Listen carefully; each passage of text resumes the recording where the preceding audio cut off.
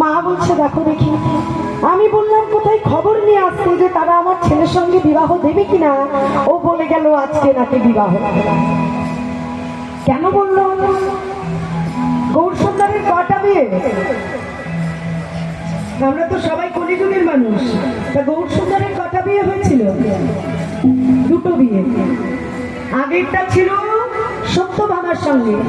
তা সত্যভামার পরিচয় ছিল আগে লক্ষ্মীপ্রিয়া।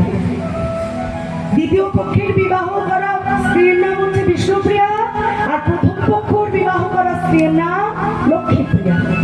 লক্ষ্মীপ্রিয়া ছিল সত্যভামা আর বিষ্ণুপ্রিয়া হল রুক্মিণী। সত্যভামা ছিল বড় বউ আর রুক্মিণী ছিল ছোট বউ। কারণ গোবিন্দের আমার দুটো পাটরানী ছিল আসল। এছাড়াও তো গোবিন্দের অনেকগুলো বিবাহ ছিল, কিন্তু এই দুইজন ছিল গোবিন্দের আসল পাটরানী।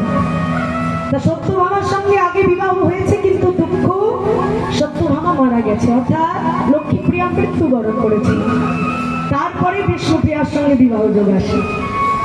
আজকে এবার কাশীনাথ পুরো চলে যাচ্ছে, আর এদিকে বিষ্ণুপ্রিয়া ঘরে বসে কাঁদছে। কাঞ্চনাকে বলছে ওরে কাঞ্চনা রে,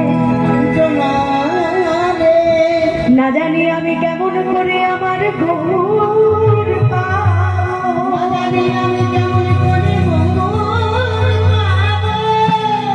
ওই গৌরকে যদি আমি একবার আমার হৃদয় মাঝে তবে কি করতাম জানিস? আমার হৃদয়তে ভরে